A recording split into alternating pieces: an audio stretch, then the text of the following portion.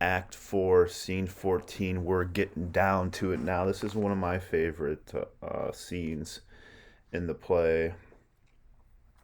So, a little bit fearing for Mardian dutifully reports on Cleopatra's suicide. Overcome by the loss, Anthony Antony pledges to join Cleopatra in death. He orders Eros to make one final act as his servant and kill him. Reluctantly, Eros draws his sword but asks Antony to turn away as he does this hateful deed. At the last moment, Eros kills himself instead. Antony praises Eros' valiant act and takes it as a lesson for himself. Antony impales himself on his own sword but fails to strike a fatal wound. Guards swarm into the room and halt his further attempts at suicide. Diomedes, Cleopatra's servant, arrives to announce that Cleopatra is not dead after all. Mortally wounded, Antony asks to be taken to Cleopatra's side so that he may die in his lover's arms. All right, so that's the synopsis, and here we go. Antony and Eros. Eros, thou yet beholdest me? Aye, noble lord. And here's some ominous premonitions and what we see, what we don't see. This is probably some of my favorite lines of the play here. Sometime we see a cloud that's dragonish, a vapor sometime like a bear or lion, a towered citadel, a pendant rock, a forked mountain or blue promontory, with trees upon it that nod unto the world and mock our eyes with air. Thou hast seen these signs. They are black Vespers pageants. So again here, the transmutation, things are turning not what they are seeming. And, the black Vespers pageants. Eros, aye, my lord. Antony continues, that which is now a horse, even with the thought, the rack dislimbs. Swift as dislimbs here, swift as a cloud formation obliterates and makes it indistinct as water is in water.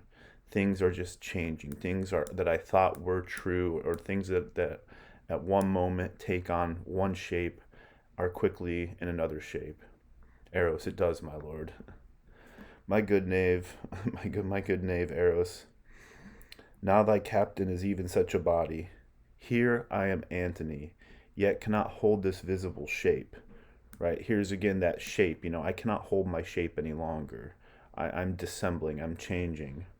My knave, I made these wars for Egypt, and the queen whose heart I thought I had, for she had mine, which whilst was mine, had annexed into it a million more. Now lost, she, Eros, has packed cards with Caesar. She's joined up with Caesar and false played my glory unto an enemy's triumph. Antony thinks she's in cahoots with Caesar here. Nay, weep not, gentle Eros. There is left us ourselves to end ourselves. This is what we have left, right? This is what we have to do here. We have to kill ourselves, right? Enter Mardian. Oh, the vile lady, she has robbed me of my sword. Oh. No, Antony, my mistress loved thee, and her fortunes mingled with thee entirely. Hence, saucy eunuch peace, she hath betrayed me, and shall die the death. Mardian, death of one person can be paid but once, and that she has discharged. What thou wouldest do is done unto thy hand. Already for you, she's committed suicide. The last she spake was, Antony, most noble Antony. Then in the midst of a tearing groan did break the name of Antony. It was divided between her heart and lips. She rendered life, thy name so buried in her. So this is the reporting of Cleopatra's suicide here, right? Her fake suicide. Antony, dead then? This moment, I like, dead then with the question. Mardian, dead. Unarm, Eros. The long day's task is done. it's over, right? It's all, and we must sleep, that thou departest hence safe, does pay thy labor richly. Go, Marty exit, off, pluck off. Eros begins to remove Antony's armor here. The sevenfold shield of Ajax cannot keep the battery from my heart. I'm torn asunder. I'm ripped in two. The love of my life is dead. So Antony thinks here. O cleave my side, heart once be stronger than thy continent. Crack thy frail case, apace, Eros, apace. No more a soldier. I'm no. If Antony's not a soldier, what is he? No more Antony.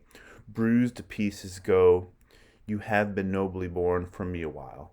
Eros exits. Here is an Antony soliloquy here too, right? So Eros exits. Antony's alone. I will overtake thee, Cleopatra,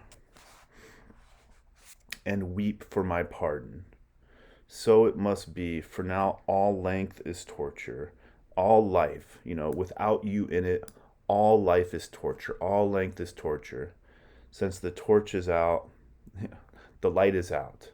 Life now is torture. It's, lie down and stray no farther. Now all labor mars what it does, yea, very force entangles itself with strength. Seal then, and all is done. Eros, I come, my queen. Eros, stay for me. He's calling Eros now. Where souls do couch on flowers, we'll hand in hand with our sprightly port, our ghostly bailing, make the ghosts gaze. Dido and her Aeneas, right? That's Cleopatra and me, right? Shall want troops, and all the haunt be ours. Come, Eros. So Antony, he's made up his mind. We're going to end it here. And he's calling Eros to help him. What would my lord, since Cleopatra died, I have lived in such dishonor that the gods detest my baseness. I am dishonorable now, and if I that with my sword courted the world, and over green Neptune's back with ships made cities, condemn myself to lack the courage of a woman, less noble mind than she which by her death our Caesar tells, I am conqueror of myself.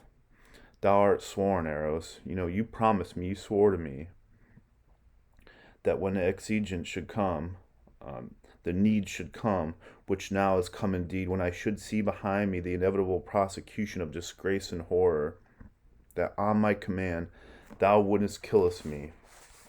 You promised to when I needed you, and I want you to murder me. The time has come, right? The time's come. Thou strikest me, not me. To Caesar thou defeatest. Put color in the cheek. Brave up. Put color in the cheek. The gods withhold me. Shall I do that which all the Parthian darts, though enemy, lost aim and could not? All these people have been trying to kill Antony on the battlefield and couldn't do it. And it's up to me? Eros, wouldst thou be windowed in great Rome and see thy master thus? Here's what Octavius is going to do to me and you. He's going to parade us around and make us look like fools with pleached arms, folded arms, bending down his corrigible neck, his face subdued to penetrative shame, whilst the wheeled seat of fortunate Caesar, drawn before him, this is fortune again, fortunate Caesar, drawn before him, branded his baseness that ensued. I would not see it. I can never look upon you, Antony, like that in disgrace. Come then, for with a wound I must be cured. Draw that thy honest sword which thou hast worn most useful for thy country. Oh, sir, pardon me, I can't do it. When I did make thee free, sworest thou not to do this when I bade thee? Do it at once, or thy precedent services are all but accidents on purpose. Draw and come. Turn from me then that noble countenance wherein the worship of the whole world lies. So this too, just the way Eros talks to Antony, we can see how respected. I want you to turn away because I can't have you look on me. The worship of the world lies upon Antony's face, Antony's countenance. Lo thee, Antony turns away. Eros, my sword is drawn. Then let it do at once the thing while thou hast drawn it. My dear master, my captain and my emperor, let me say before I strike this bloody stroke, farewell. 'Tis said, man. Well said. All right, farewell. Let's get on and farewell. So Antony thinks Eros is saying farewell to him. Farewell, great chief. Shall I strike now? Now, Eros. Eros stabs himself. Why there then, thus I do escape the sorrow of Antony's death. I'd rather kill myself. That's Eros kills himself because he can't bring himself to kill Antony. That's how much it's almost like the opposite, you know. Remember, Enobarbus left Antony for Octavius. Eros can't do the thing Antony wants him to do because it's just too painful, the sorrow. Thrice nobler than myself, thou teachest me, O valiant Eros, what I should and thou couldst not. My queen and Eros have by their brave instruction got upon me a nobleness and record, you know. But I will be a bridegroom in my death, and run into it as to a lover's bed. Come then, and Eros thy master dies thy scholar. To do this, and he falls on his sword. He stabs himself. You know, you're nobler than me, Eros. You were able to do something that I couldn't do. Cleopatra and you, he thinks has preceded him in death. I learned of thee. To do thus I learned of thee. You taught me how to die.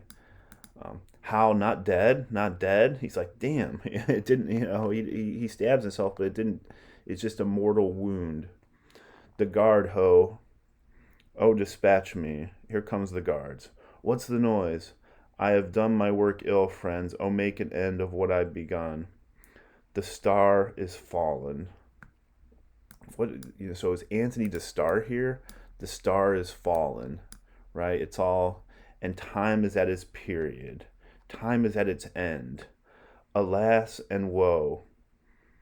Let him that loves me strike me dead. If you love me, you'll finish me. Not I, nor anyone. All but Antony and Dercetus exit. Here's Dercetus. Dercetus. Thy death and fortunes bid thy followers fly. This sword but shown to Caesar with the tidings shall enter me with him. Here comes Diomedes here. Where's Antony? Remember, Octavius wants Antony alive, right? So, and if any of these people kill Antony, they'll get Octavius's wrath here. Where's Antony? There, Diomed. There. Lives he? Will thou not answer, man? Art thou there, Diomed? Draw thy sword and give me sufficing strokes for death. Most absolute Lord, my mistress Cleopatra sent me to thee. When did she send thee? Now, my lord, where is she? Locked in her monument. She had a prophesying fear of what hath come to pass, for when she saw which never shall be found, you did suspect she had settled things with Caesar, that settled things with Caesar, and that your rage would not be purged, cured. She sent you word she was dead, but fearing since it how might work, has sent me to proclaim the truth, and I am come, I dread, too late. Too late, good Diomed. Call my guard, I prithee. What ho? The emperor's guard, the guard, what ho? Come, your lord calls. Enter the guards. Bear me, good friends, where Cleopatra bides. 'Tis the last service that I shall command you. Woe, woe are we, sir, you may not live to wear all your true followers out. Most heavy day. Nay, my good fellows, do not please sharp fate to grace it with your sorrows. Bid that welcome which comes to punish us, and we punish it, seeming to bear it lightly. Take me up. I have led you off. Carry me now, good friends, and have my thanks for all. How's Antony? This is like a subdued Antony here. He's not, and we've seen the full gambit of Antony's emotions, his fighting, his everything. He seems he knows it's over. He's not angry. I think he knows it's over, but he's like, take me to Cleopatra so I could die next to my beloved.